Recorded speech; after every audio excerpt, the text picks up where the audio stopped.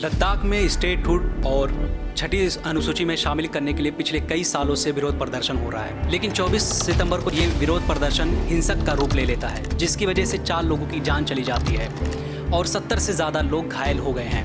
आज हमारे साथ सज्जाद जी मौजूद हैं, जो कारगिल डेमोक्रेटिक अलायंस के लीडर हैं। साथ ही साथ लद्दाख से जुड़े हर मुद्दे को वो बहुत ही खुलकर उठाते हैं।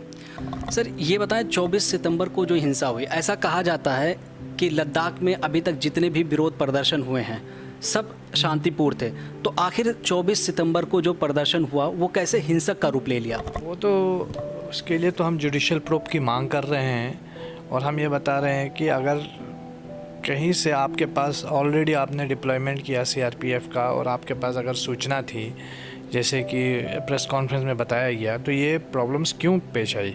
लद्दाख के लोगों ने 3 साल से हम जो आंदोलन कर रहे हैं वो बहुत शांतिपूर्वक तरीके से हम कर रहे हैं, तो किसी तरीके की भी हिंसा की कोई जगह नहीं है। और लद्दाख के लोग भी बहुत देश प्रेमी लोग हैं और बहुत शांत लोग हैं।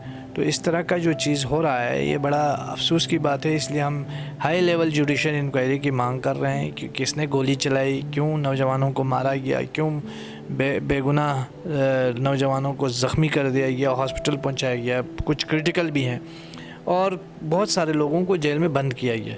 तो ये जो नाइंसाफ़ियों का सिलसिला है ये फिलफोर बंद होना चाहिए, यही हम अपील करते हैं सरकार से। आपने कहा कि लद्दाख के लोग देश प्रेमी हैं, लेकिन जो लोग विरोध प्रदर्शन कर रहे हैं उन पर आरोप लगाया जा रहा है कि वो देशद्रोही हैं। इस पर आप क्या कहेंगे? बहुत बदकिस्मती की बात है। जिन लोगों को देश प्रेमी होने के बारे में जो ABCD भी नहीं जानते हैं वो देश प्रेम की बात करते हैं। और ये बड़ी हैरानगी की बात है, लद्दाख को एक देश के साथ नहीं जोड़ा जा रहा है बल्कि साउथ एशिया के तकरीबन तमाम देशों के साथ जोड़ा जा रहा है। नेपाल, चाइना, बांग्लादेश, पाकिस्तान, श्रीलंका। तो ये इस तरह की ट्रोलिंग देश के हित में नहीं है, लद्दाख हित के हित में भी नहीं है और ये सच से भी बहुत दूर है। तो ये इस तरह की चीज़ें करना मुझे लगता है लद्दाखी लोगों को दीवार पे धकेलने की तरह होगा, तो जो नहीं होना चाहिए। क्योंकि हम समझते हैं लद्दाख के लोग हमेशा देश की इन सीमाओं की, सरहदों की जो हिफाजत की है वो लोगों ने अपना खून देकर किया है और बलिदान दिया है देश के लिए। तो आज जब लद्दाख कुछ कॉन्स्टिट्यूशनल और डेमोक्रेटिक राइट्स मांग रहा है, तो उस मौके पर आप इनको ले जाके इस तरह की बातें करके इनको दीवार पे धकेलेंगे, ये अनफॉर्चुनेट है। लेकिन अगर देखा जाए सर, जो लोग ट्रोल कर रहे हैं, जैसे सोशल मीडिया पर हो गया या फिर जो गवर्नमेंट की तरफ से बयान दिया गया कि सोनम वांगचुक ने ही वहाँ पर हिंसा भड़काई थी, और जब इस तरह के केसेस आते हैं, जब इस तरह के मामले आप लोगों के सामने आते हैं कि गवर्नमेंट की तरफ से लोग ये बोल रहे हैं कि इन्होंने ही हिंसा भड़काई थी, तो उस वक्त आपको कैसा लगता है? बहुत तकलीफ़ होती है, क्योंकि सोनम वांगचुक का तो हमें मालूम है कि वो आखिर दम तक जो है वो पीस की बात करते रहे। अनशन के दिन, जिस दिन हंगामे हुए, उस दिन भी उन्होंने मीडिया से कहा कि ये इस तरह की चीज़ें जो है मेरे मूवमेंट को नुकसान करेंगी, तो पीस की ही बात करते रहे। कभी उन्होंने हिंसा के लिए नहीं उकसाया, न भड़काया। ये अब गवर्नमेंट का नैरेटिव ये है कि पिछले 6 साल से जो idea of union territory fail हो चुका है लद्दाखी लोगों के एस्पिरेशंस को फुलफ़िल करने में, अब उस फेल आइडिया को पॉजिटिव तरीके से प्रोजेक्ट और प्रेजेंट करने के लिए इस तरह की बातें की जा रही हैं। 2019 में जब लद्दाख को अलग से यूनियन टेरिटरी का दर्जा दिया गया था, तो उससे क्या क्या लद्दाख में बदलाव आया? बदलाव ये आया कि हमारे पास रिप्रेजेंटेशन था, अभी रिप्रेजेंटेशन नहीं है। हमारे पास सेफ गार्ड्स थे, कॉन्स्टिट्यूशनल प्रोटेक्शन था, हमारी ज़मीनों को, इन्वायरमेंट को, वो अब नहीं है। हमारे बच्चों को नौकरियां मिल रही थी, रोज़गार था, पब्लिक सर्विस कमीशन था, जो अब हमें नहीं है। तो मुझे लगता है ये बदलाव है जो 2019 के बाद आया है, और जो वॉइस थी लोगों की वो वॉइसलेस हो गए। लद्दाख के लोगों की एक सबसे बड़ी मांग ये भी है कि इन्हें 6 शेड्यूल में शामिल किया जाए। तो सर, आप बताएं कि आखिर 6 शेड्यूल है क्या? 6 शेड्यूल तो ट्राइबल आबादी को प्रोटेक्ट करता है, आदिवासी आबादी को प्रोटेक्ट करता है, और इसके कस्टमरी लॉज होते हैं, ऑटोनोमस डिस्ट्रिक्ट काउंसिल्स होते हैं। तो इस तरह ये प्रोटेक्शन देता है यहाँ के लैंग्वेज, कल्चर, आइडेंटिटी वगैरह को।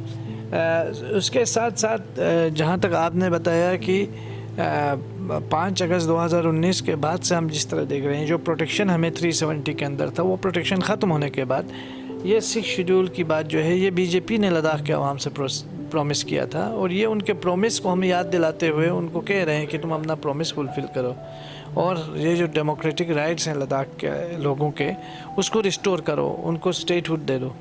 क्या ये बात सच है कि बीजेपी ने अपने मैनिफेस्टो में ये दावा किया था कि लद्दाख को 6 शेड्यूल में शामिल किया जाएगा? ये तो उनको 2 बार उनका मैनिफेस्टो का हिस्सा रहा है, 2019 में भी, 2020 के हिल काउंसिल इलेक्शंस में भी।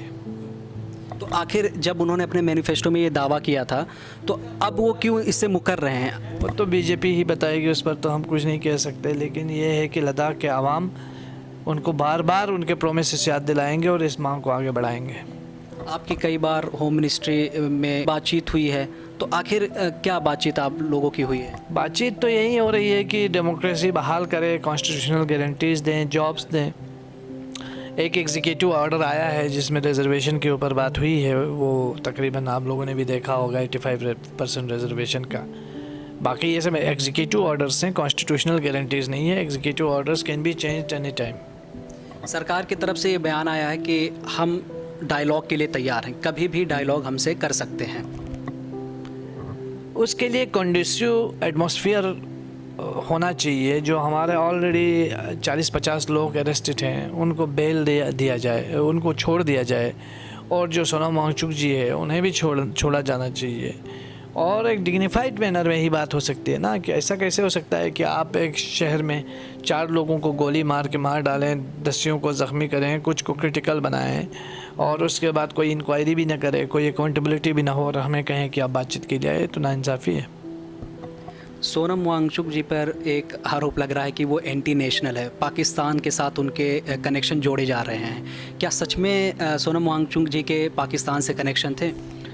पाकिस्तान में एक इवेंट के लिए वो गए थे, और वो अकेले नहीं हैं जो इवेंट के लिए गए थे, बहुत सारे लोग गए हैं। अभी हमारी पूरी क्रिकेट टीम ने दुबई में पाकिस्तान के साथ खेला, 3 मैचें खेली, और पाकिस्तानी आर्मी के डार्लिंग शाहिद अफरीदी के साथ हमारे मोदी जी के डार्लिंग अनुराग ठाकुर साहब जो है वो मैच देखते हुए दिखाई दिए। तो इस तरह ब्लेम करना सिर्फ सोनम वांगचुक को, तो ये तो नाइंसाफ़ी है।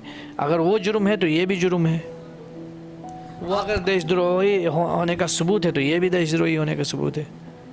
सोनम वांगचुक जी को आप बहुत ही अच्छे से जानते हैं, आप उनके बारे में हमें थोड़ा सा बताएं, कैसे हैं, क्या है? एजुकेशनिस्ट हैं, आप उनके पॉलिटिकल पॉइंट ऑफ व्यू से डिफरेंस ऑफ ओपिनियन रख सकते हैं, लेकिन वो लद्दाख के लिए भी पीसफुली लड़ रहे हैं लंबे समय से। वो एक एजुकेशनिस्ट हैं, वो एक एक्टिविस्ट हैं, क्लाइमेट एक्टिविस्ट हैं, तो वो उसको मजबूत करने के लिए लड़ रहे हैं। अभी उनकी जब से गिरफ्तारी हुई है उनके ऊपर NSA लगाया गया है, उसके बाद आपसे उनकी बातचीत हुई है? NSA लगाने के बाद कोई नहीं, उनके फैमिली वाले भी उनसे नहीं मिले अभी। लॉयर के थ्रू? नहीं, खबरें आ रही हैं कि उनको मेडिकल चेकअप हो रहा है, वो ठीक है, तंदुरुस्त है वगैरह वगैरह, लेकिन बातचीत नहीं हुई। सोनम वांगचुक पर जो NSA लगाया गया है, इसे आप कैसे देखते हैं? मैं समझता हूँ कि ये एक ड्रैकोनियन लॉ है जो इस देश में बहुत सारे लोगों पर सच बोलने के इल्ज़ाम में दिया गया है। जेलों में देखा, आप देख सकते हैं, आप शाहीन बाग से आप आए हैं, तो शाहीन बाग भी एक आंदोलन की जगह थी जहाँ बहुत सारे लोगों ने अपने राइट के लिए आवाज़ उठाई, और आज बहुत सारे लोग जेल में हैं। बहुत सारे लोग जो पुलिस के सामने कह रहे थे कि ट्रम्प जब तक है तब तक है, जाने के बाद कोई यहाँ हम कंट्रोल नहीं कर सकते, जैसे कपिल शर्मा टाइप लोग हैं, वो फ्री घूम रहे हैं। तो ये जो दोहरा मापदंड है इश्यूज़ को डील करने का, ये बड़ा अनफॉर्चुनेट है। 29 सितंबर को आपकी सरकार के साथ मीटिंग होने वाली थी, वो मीटिंग अब कैंसिल हो गई है। आखिर वो मीटिंग क्यों कैंसिल हुई? और कंडूसिव एटमॉस्फेयर नहीं, मैंने आपको बताया भी, क्योंकि लोग मारे जा रहे हैं, लोग अरेस्ट हैं, लोग डिटेंट हैं, तो कैसे बातचीत किया जाएगा? उसके लिए वो माहौल पैदा किया जाए, जो ज़ख्मी है उनको रिहेबिलिटेशन हो, रिलीफ हो, मेडिकल असिस्टेंस हो, जो मारे गए उनको कंपनसेशन हो, और उसके बाद जो पकड़े गए उन्हें छोड़ दिया जाए। उसके बाद ही एक कंडूसिव एटमॉस्फेयर पैदा होगा, फिर बातचीत कर सकते हैं। कितने लोगों को गिरफ्तार किया गया है अब तक? तकरीबन 40 से 50 के आसपास। 40 से 50। आपको पता है कि वो अभी कहाँ हैं, किस स्थिति में है? हमारा कोई राब्ता नहीं है किसी से, कोई राब्ता नहीं। जो हमारे वकील हैं हाजी मुस्तफ़ा साहब, तो उनसे हमारा राब्ता है, और वो हमें बताते हैं कि वो लोग ठीक हैं। लद्दाख में अभी कैसी स्थिति है? बहुत टेंस है, लेकिन अंडर कंट्रोल है। ये खबरें आ रही कि बहुत ज़्यादा बैरिकेड्स लगाया गया है, वहाँ पे सिक्योरिटी फोर्सेस है। अब ये वही बॉलीवुड की फिल्मों टाइप वाला हिसाब किताब है कि जो सब कुछ होने के बाद आती है, वैसे ही यहाँ भी हुआ है कि सारे दंगे होने के बाद अब बैरिकेडिंग और ये सारी चीज़ें किया है। इनको तो बहुत पहले करना चाहिए था, ये फसादात होने से पहले। लद्दाख में 3 अक्टूबर तक इंटरनेट भी बंद कर दिया गया है, तो आप कैसे देखते हैं? इंटरनेट बंद करने से मसाइल का हल नहीं होगा, लोगों को एड्रेस करना पड़ेगा जनवन जो एस्पिरेशन से। और दूसरा ये है कि वो कंड्यूसिव एटमॉस्फेयर सामने पैदा करना पड़ेगा, जिसके बाद लोग बातचीत के लिए तैयार हों, जैसे मैंने पहले भी इस बारे में कहा है। लेकिन आपको लगता है कि सर जिस तरीके से ये सरकार कहीं पर कुछ भी होता है तुरंत इंटरनेट बंद कर दिया जाता है, तुरंत उनको एंटी नेशनल घोषित कर दिया जाता है, आखिर ये सरकार ये समाज में क्या मैसेज देना चाह रही है? मैं तो ये समझता हूँ कि डेमोक्रेसी और डिसेंट के लिए जगह होनी चाहिए, और अनफॉर्चुनेटली अभी हम वो देख रहे हैं कि डिसेंट के लिए जो स्पेस थी ऑलरेडी वो घटती जा रही है, जो कि कतई तौर पर भी एक्सेप्ट नहीं किया जाना चाहिए। अभी जिस तरह के हालात हैं लद्दाख में और बाकी देश में अगर हम बात करें जिस तरह के हालात हैं, वैसे में आप इंडिया के डेमोक्रेसी के फ्यूचर को कैसे देखते हैं? Indian democracy as it is तो ठीक है, लेकिन जो अप्रोच है डेमोक्रेसी के तई वो सही नहीं है। उसमें पेशेंस, रिस्ट्रेंस, विजडम, सेंसिबिलिटी की ज़रूरत है। आगे आप लोग क्या करने वाले हैं? ये हम अपेक्स बॉडी के साथ बैठेंगे, बात करेंगे, और जो कॉमन जॉइंट प्रोग्राम होगा वो बता दिया जाएगा। उसके बाद आप देश की जनता से और लद्दाख के लोगों से क्या अपील करना चाहेंगे? मेरी अपील यही रहेगी कि सच सुनने और सच देखने और सच को सपोर्ट करने की हम सबको कोशिश करनी चाहिए। लद्दाख एक अपना सच्चा आंदोलन, पीसफुल आंदोलन जारी रखे हुए है, और पूरे देश की जनता से चाहता है कि वो लद्दाख के लोगों के साथ खड़े हों एक ऐसे मौके पर जब टफ टाइम हमारे यहाँ चल रहा है।